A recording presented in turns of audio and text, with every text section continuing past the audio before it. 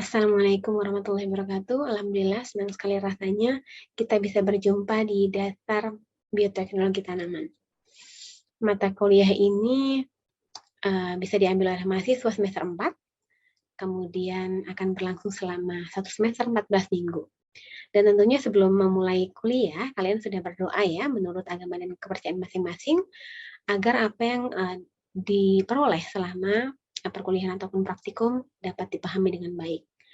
Dan saya akan menyampaikan rencana perkuliahan kita 1 semester ke depan, kurang lebih 14 minggu pertemuan, atau tatap muka ataupun online ya. Nanti kita akan jelaskan untuk semester ini akan dilaksanakan seperti apa. Kemudian saya akan bagikan untuk tayangannya. Baik, koordinator untuk mata kuliah ini adalah Dr. Nimade Armini Wendy. Kemudian apa yang akan kalian peroleh setelah mengikuti mata kuliah dasar bioteknologi tanaman? Nantinya mahasiswa mampu memahami arti kemudian ruang lingkup dari bioteknologi itu sendiri. Kemudian kalian akan juga mempelajari ya, memahami berbagai teknik sederhana ataukah pengertian-pengertian terkait bioteknologi tanaman serta penerapannya di dalam misalkan untuk tanaman pangan, hortikultura ataupun perkebunan khususnya pada tanaman tropika. Kemudian di mata kuliah ini juga pada sesi praktikum kalian akan langsung menerapkan sehingga kalian memiliki pengalaman ya. Seluruh peserta akan memiliki pengalaman menerapkan atau mengaplikasikan teknik-teknik sederhana pada bidang bioteknologi tanaman. Kemudian untuk analisis instruksionalnya kita akan mulai pada minggu pertama itu adalah penyampaian kontrak perkuliahan seperti yang saya sampaikan saat ini. Kemudian pendahuluan bioteknologi secara umum. Baru nanti minggu-minggu berikutnya diisi dengan kultur jaringan tanaman, penyampaian media kultur in vitro, kemudian arti dari pengertian dari organogenesis dan embriogenesis serta tahapan-tahapannya, apa itu variasi sistem klonal serta produksi metabolit sekundernya. Kemudian bagaimana memproduksi benih sintetis menggunakan kalsium alginat serta kultur protoplas, meskipun mungkin ini tidak dilakukan di dalam praktikum ya. Beberapa mungkin kultur anter kita akan gunakan di dalam praktikum, kita akan menggunakan contoh dari anter pepaya misalkan seperti itu. Dan untuk topik 10, 11, 12 sampai transformasi gen, kalian akan diberikan pengetahuan awal paling tidak bagaimana DNA dan ekspresinya, marker molekuler dan transformasi gen itu sendiri. Kemudian menjelang minggu terakhir kalian akan dikenalkan dengan satu sistem yaitu fotoautotropik ya. Lebih lanjut dari kultur in vitro serta preservasi plasma nutfahnya. Dan ini merupakan kegiatan menyeluruh 1 semester untuk mata kuliah dasar bioteknologi tanaman. Ini adalah daftar dari pengajar untuk mata kuliah dasar bioteknologi tanaman. Kemudian pembagian dosen sudah diberikan per kelas, kemudian per kelas paralel dengan berapa jumlah kelas paralel, dan sudah ditentukan topik mata kuliah per minggunya ya, dan sudah secara struktur ya, lebih secara pengertian ruang lingkup bioteknologi secara umum, kemudian masuk ke pengertian dari kultur in vitro sendiri, baru mulai ke media, jadi bertahap ya, tidak langsung kemudian mahasiswa itu berat dengan materi yang berat, tetapi lebih pada materi yang mudah dulu, kemudian baru berlanjut pada sampai minggu ke-14. Kemudian minggu ini setengah semester, kemudian diawali dengan topik kultur protoplas pada minggu ke-8, kemudian sampai minggu ke-14, seperti yang ada pada analisis instruksional. Dan ini sudah terjadwal dengan jelas ya, pembagian topik serta staf pengajarnya. Kemudian buku ajar yang digunakan bisa menggunakan Watimena 2011-2005 ataupun Chris Pills ya. Atau juga yang 2016 menggunakan Stewart Plant Biotechnology and Genetics. Nah, selain dari buku ajar dan modul pada kuliah, mahasiswa juga nanti akan diberikan panduan atau video pelaksanaan praktikum.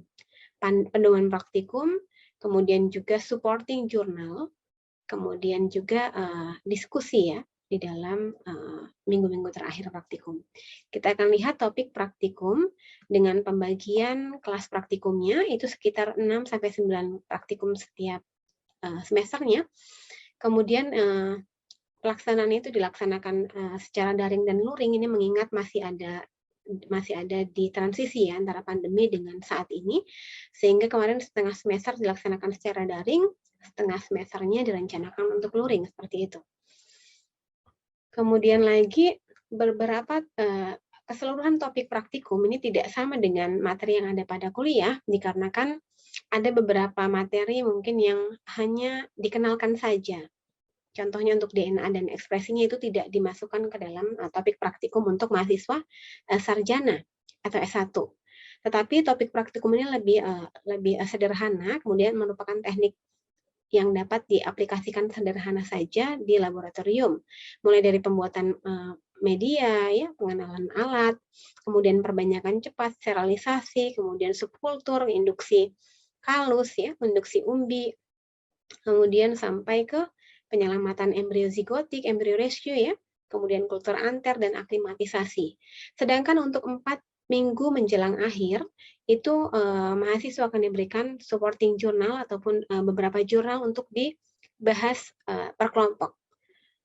Nah, untuk teknisnya, mereka ini akan diminta masuk pada kelas praktikum online itu di dalam breakout room, sehingga jumlah kelompok yang hanya 3 itu akan meningkatkan efisiensi, kemudian keaktifan ya dari masing-masing individu peserta mata kuliah. Mereka akan diminta untuk berperan aktif, kemudian juga dinilai keaktifan per individunya, tidak hanya per kelompok. Kemudian tugas mingguan ini adalah laporan terkait dengan tema hari itu, kemudian dikumpulkan di hari atau sehari sebelum praktikum minggu berikutnya dimulai. Dan tentunya ada konsekuensinya, jika ada keterlambatan maka ada pengurangan nilai. Itu merupakan nantinya rubrik ya atau komposisi dari perhitungan nilai akhir mahasiswa peserta mata kuliah dasar bioteknologi tanaman.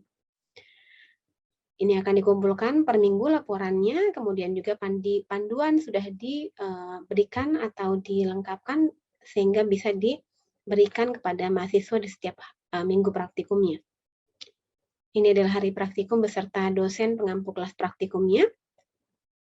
Kemudian praktikum sudah disampaikan sejak awal, dilakukan secara daring 7 minggu pertama, setengah semester, 7 minggu berikutnya dilaksanakan secara luring.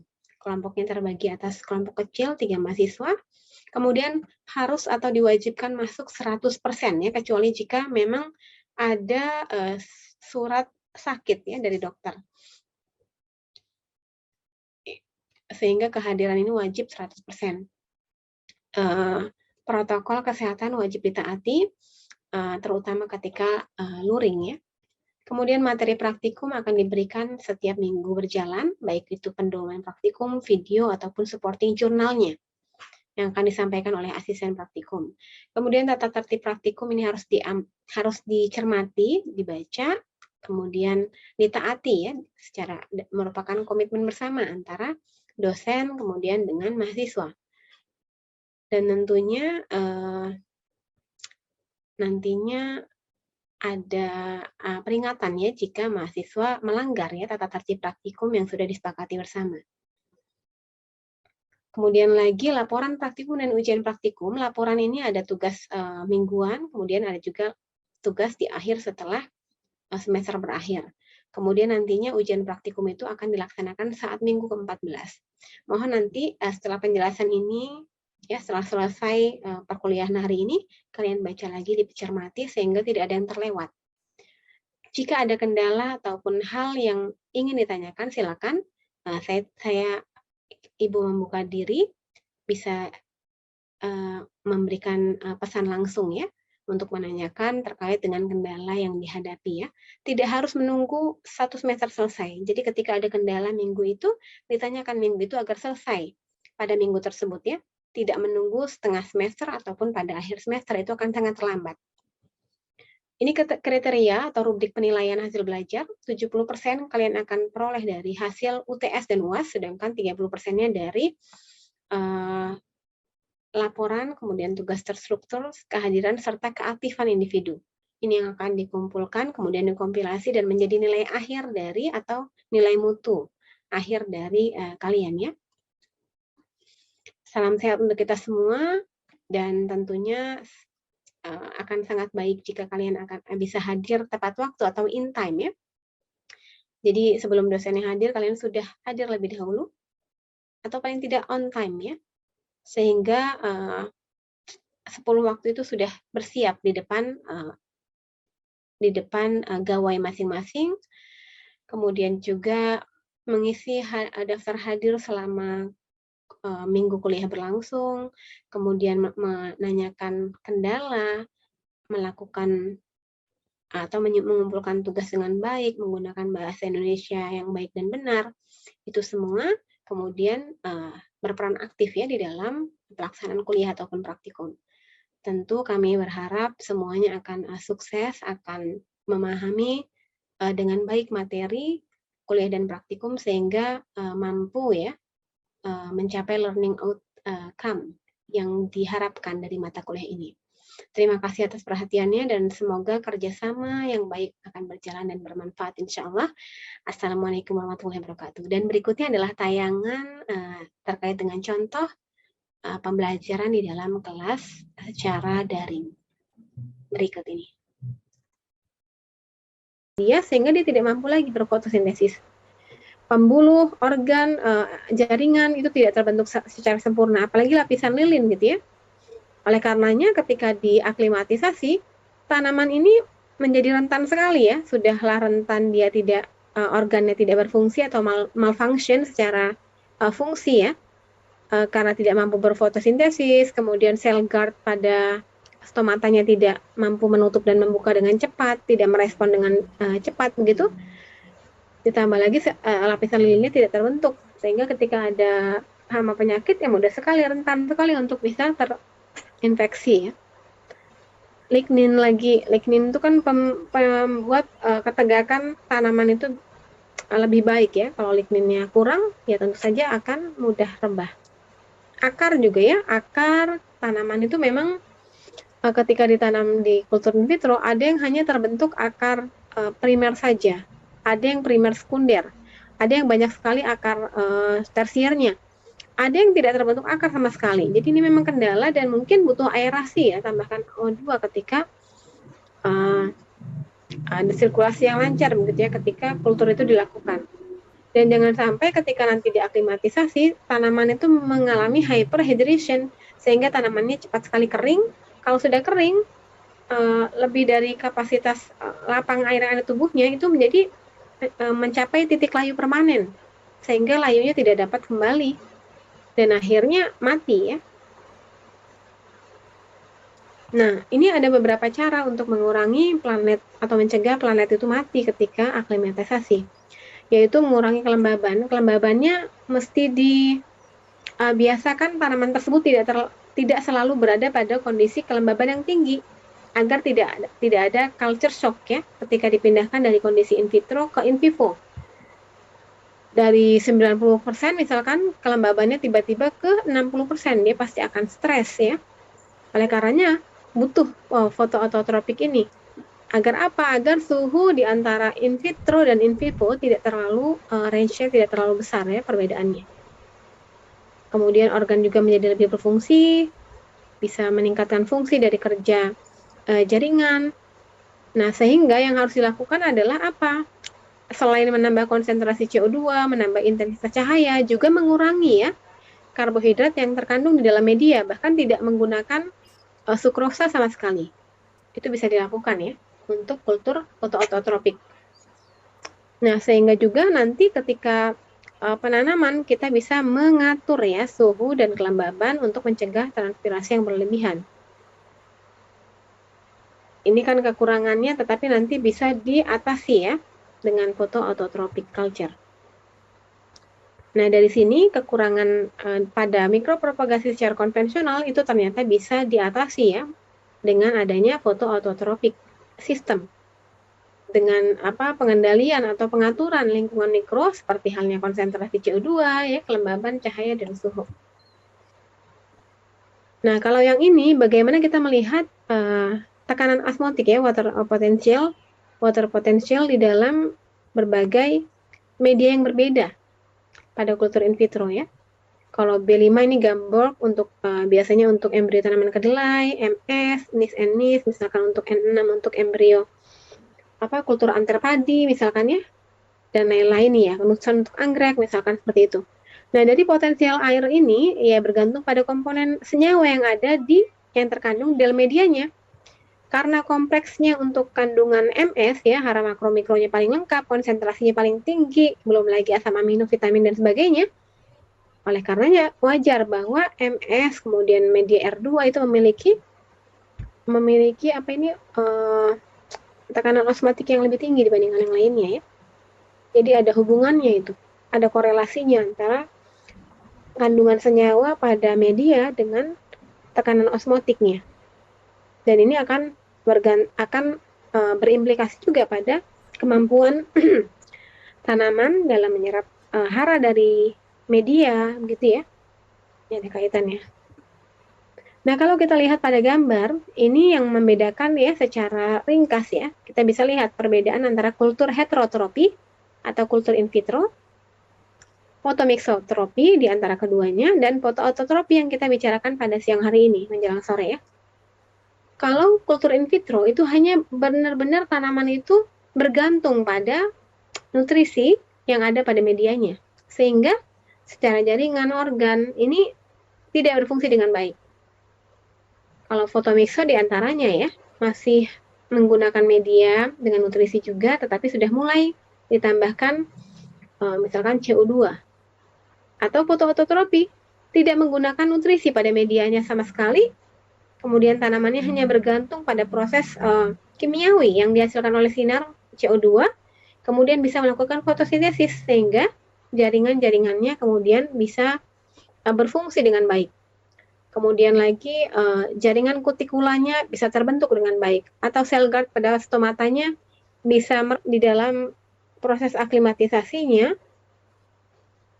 Jika persentasenya itu rendah, pasti biaya yang dihasil atau biaya yang dikeluarkan pasti akan tinggi. Belum lagi sistem perakaran yang sulit terbentuk ya, atau sulit berkembang ketika tumbuh pada kultur in vitro ya. Karena apa? Karena ada pemberian karbohidrat pada kedua sistem heterotropik ataupun fotomixotropik, sehingga perakaran itu tidak mengoptimalkan kemampuannya untuk bisa berkembang dengan baik akarnya ya. Nah, kultur in vitro itu biasanya kan menggunakan botol yang kecil ya. Kemudian intensitas cahaya tadi disebutkan sekitar 1000 sampai 6000 lux di dalam laboratorium. Itu tidak bisa memberikan foton flux ya, energi foton ya, energi foton seperti halnya matahari untuk fotosintesis itu yang optimal. Sehingga tanaman itu akhirnya kecepatan fotosintesisnya mungkin ada ya, tapi mungkin sangat rendah. Atau kelembaban lingkungan yang tinggi, yang tadi sudah Ibu sampaikan di awal, sehingga atau udara yang stagnan, tidak bergerak ya, namanya di dalam botol tidak ada angin lewat, sehingga ventilation rate-nya itu hanya 0,2 jam per liter. Padahal kecepatan angin juga akan mempercepat ya, kecepatan untuk peningkatan kecepatan fotosintesis. Dan serta CO2 yang rendah selama pengkulturan, apalagi kalau periode kulturnya mungkin ditambahkan zat retardan untuk memperlambat pertumbuhan, sehingga subkulturnya baru dilakukan 3 bulan sekali, 4 bulan sekali. Tentu itu tidak ada yang bergerak di dalam udara, tidak bergerak apalagi pertukaran CO2-nya. Sehingga ini akan jauh berbeda sekali kondisinya dengan tanaman yang ada pada kultur in vivo ya, di luar laboratorium. Akibat dari kondisi heterotrof pada kultur in vitro, stomata tidak berfungsi.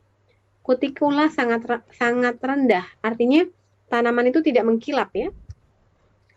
Cenderung daf, kemudian tidak memiliki kemampuan yang lebih untuk menangkal serangan dari OPT. Laju pertumbuhan lambat, etiolasi ya, etiolasi ini sudah terbukti. Kalau di laboratorium itu tanpa penambahan intensitas cahaya, internode-nya akan semakin panjang ya, dibandingkan kalau kita menanam tanaman pada botol kultur ditambahkan intensitas cahaya dengan cahaya merah biru misalkan ya, atau lampunya ditambahkan. Jumlah klorofilnya rendah tentu, serta pembentukan kalus pada pangkal tunas ya, padahal tidak ditambahkan BAP dan auksin misalkan ya untuk induksi kalus, tapi dia terbentuk ya. Itu akibat atau pengaruh dari kondisi heterotrof tadi. Tidak terjadi pembentukan pembuluh, terhambat pembentukan akar ya.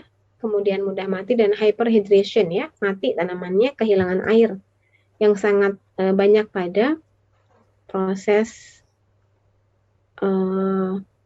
aklimatisasinya. Nah, kalau kalian lihat ini kontrol ini adalah, nah sistem ini adalah sistem peningkatan teknologi ya dari perbanyakan konvensional atau kultur in vitro pada jaringan embrio atau planet melalui fotosintesis dan hara inorganik yang diserap.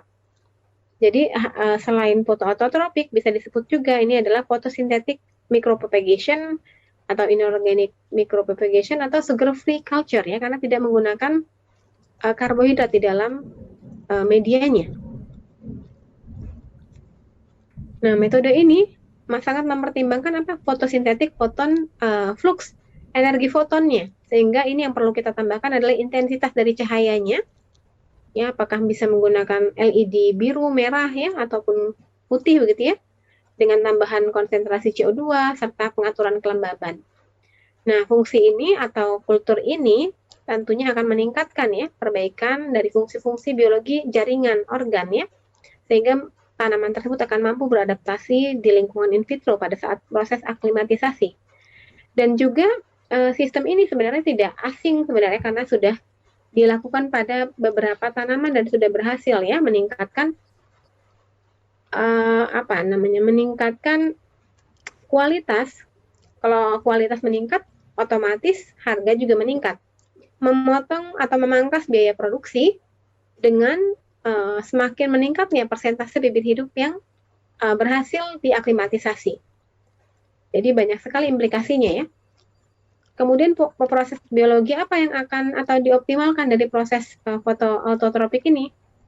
Ini tadi sudah disebutkan semuanya, menurunkan persentase pertumbuhan yang abnormal, tidak terbentuk kalus, atau meningkatkan pembentukan akar, kematian sel pada saat aklimatisasi dan kontaminasi saat aklimatisasi, serta produktivitas tenaga kerja itu menjadi lebih mudah ya. Karena apa? Karena kita lihat prosesnya itu menjadi lebih autotropi, itu membutuhkan embrio dewasa yang memang sudah siap untuk bisa berfotosintesis ya, karena nanti ada kaitannya dengan penambahan intensitas cahaya tadi dan CO2-nya. Tunas ataupun mata tunas aksilar ya. Sedangkan sumber energinya, kalau fotoautotropi itu adalah fotosintesis pure, tidak menggunakan karbohidrat dalam medianya.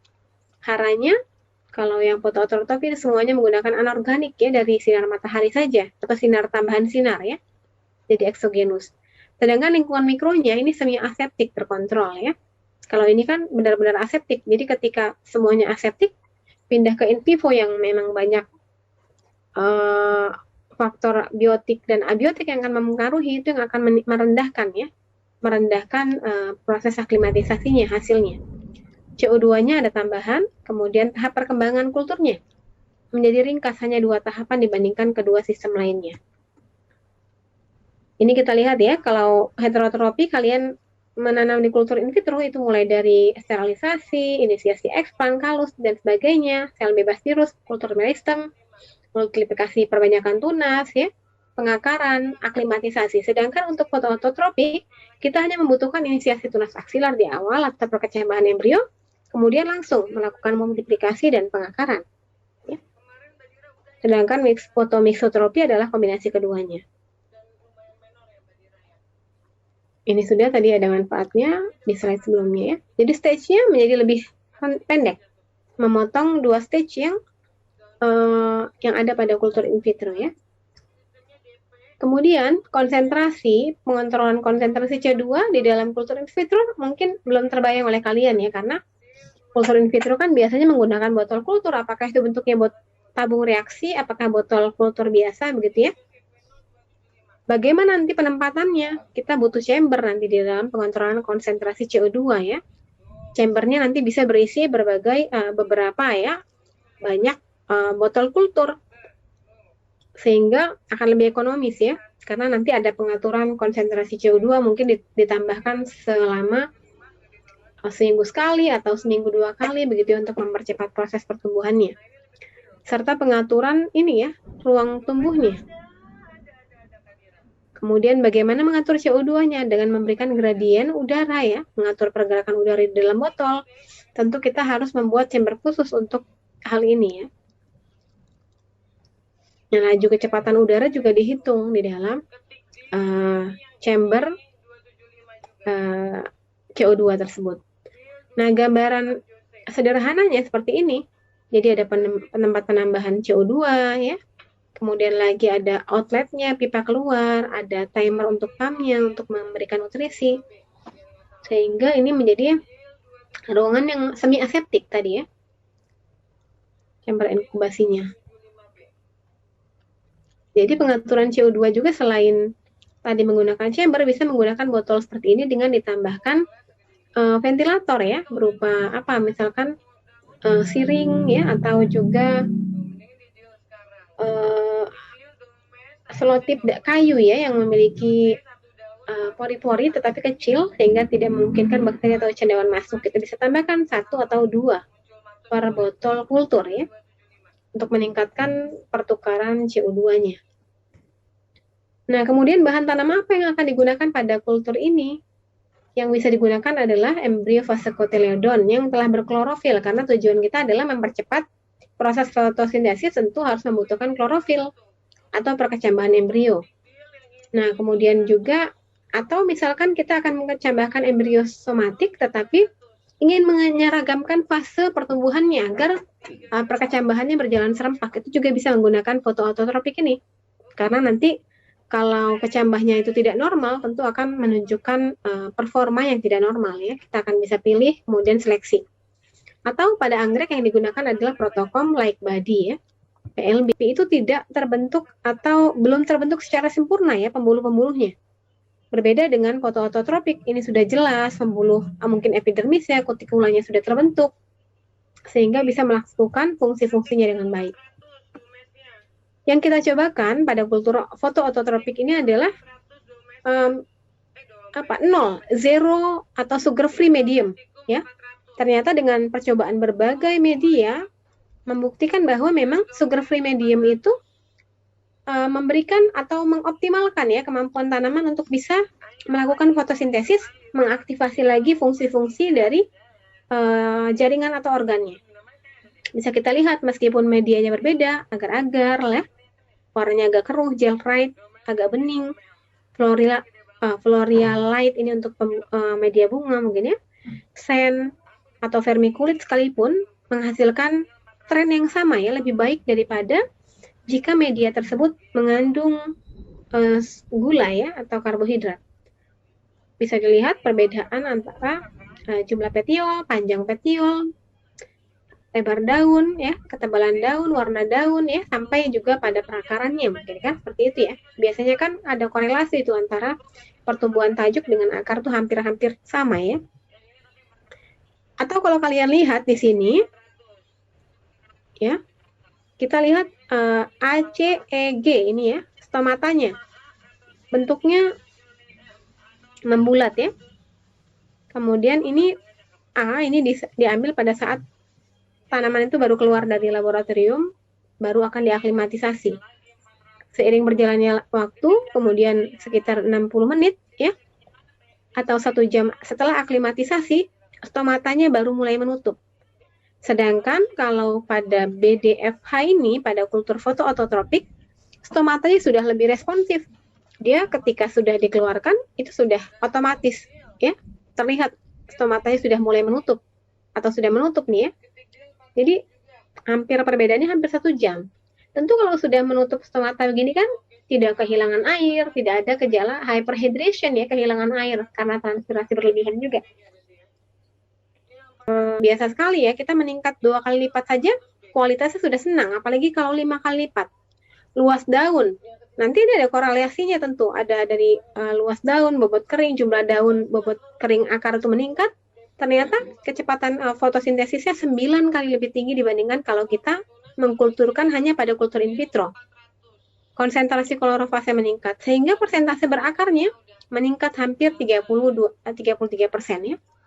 Daya tahan tumbuh in vivo-nya meningkat hampir 100%. Tentu saja keuntungan perusahaan menjadi meningkat secara drastis ya. Sehingga akhirnya produktivitas secara total itu peningkatannya hampir 7 kali lipat. Artinya 700% ini peningkatannya ini luar biasa. Dengan menggunakan teknologi yang tidak terlalu rumit sebenarnya. Ini hanya mengulas kembali. Sampai di sini ada yang ditanyakan? Dengan itu, kalau kebutuhan hara mikro makronya itu gimana, Bu? Dalam perbanyakan secara kultur in vitro maksudnya ya? Ya, itu. Terus foto autotrop itu berarti itu ditiadakan gitu, Bu? Oh Sama iya. seperti gula atau bagaimana? Iya, jadi nanti kalian baca lagi ya untuk slide-nya, nanti kan dibagikan dalam bentuk PDF. Sebenarnya apa yang paling membedakan di antara kultur in vitro yang sudah kalian cermati dari minggu pertama sampai minggu 10 dengan foto autotropik ini? Kultur in vitro sudah bisa menghasilkan perbanyakan masal tanaman, iya ya, apalagi pada tanaman krisantemum, kentang, kemudian lagi apa? Mint mungkin ya. Dan anggrek apalagi ya, itu sudah berhasil memang secara umum sudah berhasil, kemudian bisa memproduksi secara massal, tidak terbatas waktu, ya kan? Bisa menghasilkan tanaman bebas virus. Ya, itu adalah salah satu salah beberapa ya keunggulan-keunggulan yang ada pada kultur in vitro ya. Tetapi manusia ini kan tidak pernah puas ya, tidak pernah merasa puas. Jadi berbagai media, metode, kemudian zat mengatur tumbuh mungkin, kemudian lagi yang sudah dioptimalkan atau dioptimasi pada kultur in vitro, kemudian diimprove lagi, ditingkatkan lagi. Kira-kira apa yang bisa meningkatkan produksi atau perbanyakan masal tanaman, yang bisa meningkatkan kualitasnya, bisa menurunkan biaya produksinya. Nah itu tadi kita bahas secara panjang lebar, yaitu foto autotropik sistem ini. Kenapa bisa menurunkan biaya produksi? Tentu saja karena awalnya kita berhasil melakukan aklimatisasi pada tanaman anggrek, misalkan itu hanya 60%, tadi kan pada kala lili ya. Pada kala lili kita hanya berhasil memproduksi 60%. Artinya kalau kita menanam 1.000 tanaman kala lili, itu 600 itu berhasil tumbuh dengan baik, 400 mati saat aklimatisasi. Nah, dengan ditambahkan kita menambahkan kontainer yang bisa dipakai berulang waktu, kemudian kita tambahkan, mungkin beli LED ya untuk menambahkan cahaya merah biru sehingga intensitas ataupun PPF tadi ya, fotosintetik photon flux, energi foton itu bisa bertambah. Kemudian kita tidak menggunakan sukros di dalam perbanyakannya, menjadi berkurang biaya inputnya. Nah, tapi itu bisa digunakan ya, teknologi ataupun peralatan tersebut berulang kali, sehingga sudah persentase aklimatisasi kita menjadi 90%, 95, ada peningkatan 35%, tidak membeli sukrosa, kemudian lagi keuntungan meningkat ya, karena tadi keberhasilan hidupnya meningkat 35% kan artinya peningkatan pemasukan ya. Ya kan? Ditambah lagi peningkatan dari harga atau kualitas tanaman yang kita hasilkan. Karena apa meningkat kualitasnya? Ya awalnya kalau kultur in vitro tadi tanamannya agak pendek sedikit. Mungkin etiolasi sedikit sehingga internotnya terlalu panjang. Daunnya kecil. Akarnya ada tetapi sedikit, minimal. Begitu kita menggunakan tambahan konsentrasi oksigen, ditambah dengan intensitas cahaya dan perlakuan iklim mikro lainnya seperti suhu dan pengaturan kelembaban, ternyata peningkatannya hampir lebih baik 700% ya. Tadi kalau pada tanaman terakhir itu 700%. Kalau pada gerbera meningkat misalkan 200 atau 300%. Nah, itu tentu saja akan meningkatkan juga pemasukannya. Jadi memang poin pentingnya perbedaan fotosintetik foto autotrof sistem ini adalah pada penambahan intensitas cahaya, CO2, pengaturan suhu dan kelembaban. Itu saja mungkin Rifa. Ada yang perlu diperjelas lagi? Kalau kebutuhan unsur mikronya belum butuh atau gimana, Bu? Oh iya, tadi kalau unsur mikro ya, yang dikurangi pada foto autotropik itu adalah karbohidratnya. Jadi tidak ditambahkan karbohidrat, sedangkan hara makro, mikro, kemudian vitamin dan mineralnya itu ditambahkan. Yang tidak ditambahkan adalah karbohidratnya, CHO ya. Tadi kalian lihat ya gambar ada tabung apa namanya yang membandingkan antara heterotrop, semi, fotomiso ya, kemudian dan fotoautotropik. Jadi yang paling membedakan adalah penggunaan sukrosnya, agarnya. Agar itu kan sumber karbohidrat ya. Sedangkan kalau unsur hara makro, apalagi hara makro, yaitu mutlak diperlukan ya, karena tidak bisa diperoleh dari hanya sinar matahari saja ya, Rifa dan yang lainnya. Kalau makro, mikro, ya makro dibutuhkan dalam jumlah banyak, itu perlu memang ditambahkan. Yang tidak kita gunakan adalah CHO, sukrosnya.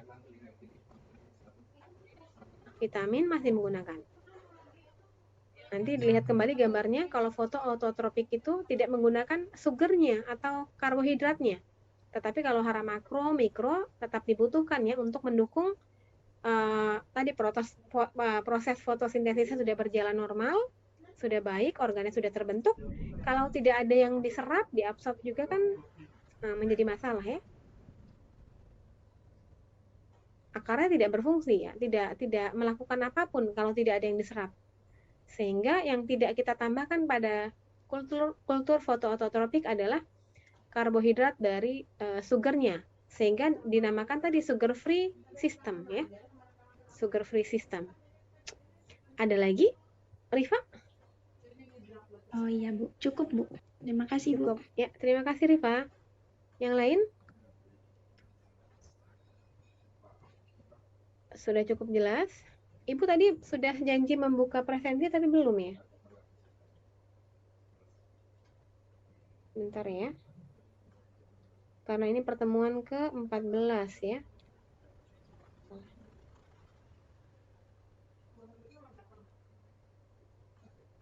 Sambil Ibu membuka presentasi, silakan ya kalau ada yang akan bertanya ya. Jadi kalian sudah memiliki bahan semua ya untuk sebagai persiapan UAS ya di 7 minggu terakhir. Sudah punya, Norman? Untuk tes biotek, sebentar saya cek dulu Ibu ya. Belum ya? Atau kalian ini diinformasikan, ya oh iya kemarin Ibu baru bertanya ke Rifa ya, kalau tidak salah minggu lalu. Sudah disampaikan ya, Rifa atau siapa yang Ibu berikan PPT-nya? Rifa? Rifa sudah, atau sudah ada yang pernah menerima PDF ya dari Ibu untuk materi yang minggu lalu? Belum? Sepertinya bukan saya, Bu. Oh, mungkin Ibu berikan ke kelas lain ya, mohon maaf. Jadi sekalian Ibu mengkonfirmasi ke kalian apakah ini ada di New LMS, materinya bisa kalian ambil? Tidak ada Ibu. Tidak ada. Ibu untuk ya. Untuk tes biotek. Jadi Ibu minta konfirmasi nih dari Adel ya kan, Nurman, Hasan, Sarif, Sita. Jadi sudah fix ini tidak ada di New LMS ya? Tidak ada, Bu. Tapi baik kalau ya di Google Drive AGH 57 itu udah ada. Oh, dari AGH 57. Jadi kalian ada simpanan ya. Jadi dimasukkan ke sana semua ya. Jadi aman ya. Jadi artinya Ibu tidak perlu memberikan materi ini dalam bentuk PDF. Tidak perlu, Bu. Ya, karena sudah diberikan oleh ada khusus folder kalian mata kuliah. Ya, bagus sekali ya, zaman Ibu dulu tidak ada tuh Google Drive ya. Sehingga harus tukar-menukar dengan minta dikirimkan email, WA juga belum ya dulu ya. Ya, karena memang sudah lebih mudah ya sekarang. Baik, kalau begitu sudah fix ini konfirmasinya. Tinggal kalian mengisi presensi ya, karena ada 28 orang. Pokok bahasanya adalah foto autotropik system. Silakan bisa mengisi presensi. Ibu akan lihat juga yang minggu lalu tidak hadir 2 ya. Ami Rahwati kalau tidak salah kemarin sakit ya, Fahmi, atau ada kegiatan ya, Ami? Hari ini tidak ada lagi. Kemarin siapa yang menginfokan ke Ibu? Rifa atau Ami? Ami tidak ada ya? Atau cuti? Ada yang bisa memberikan informasi? Ami tidak cuti, Bu. Oh, tidak cuti ya, baik. Ahmad Faiz Hilmi. Hadir, Ibu. Oh, hadir ya. Minggu lalu memang tidak hadir ya, Ahmad ya? Iya, mohon maaf. Ya, tidak apa-apa. Ibu hanya menanyakan saja. Untuk hari ini silakan Ibu akan melihat yang tidak hadir siapa begitu ya, agar final, karena ada beberapa mata kuliah yang baru menyampaikan, Bu, saya pertemuan 8 hadir, ternyata dialfakan begitu. Silakan Vanessa Mei. Vanes ini memang ada. Kok Ibu baru mendengar namanya? Vanessa. Tidak ada ya Vanessa ya? Vanessa, halo. Tidak ada nih.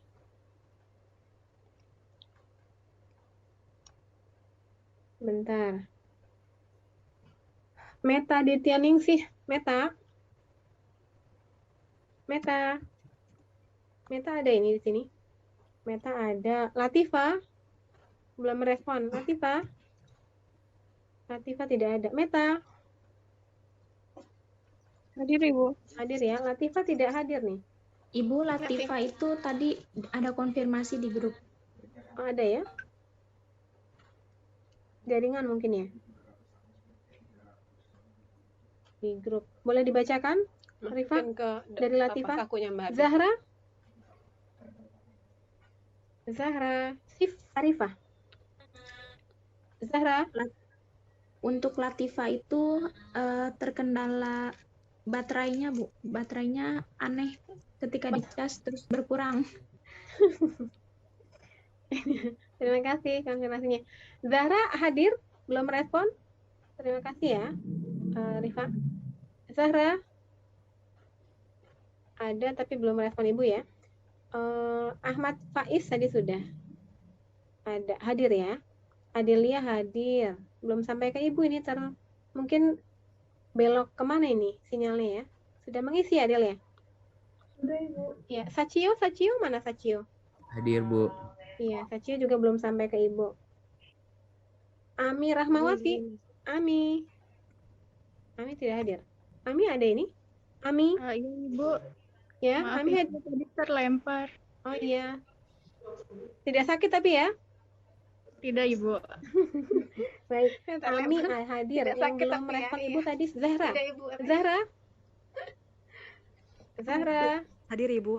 Oh, alhamdulillah. Terima kasih Zahra. Jadi yang tidak hadir pada hari ini adalah Vanessa Mei dan Latifah. Baik, terima kasih banyak ya untuk semuanya.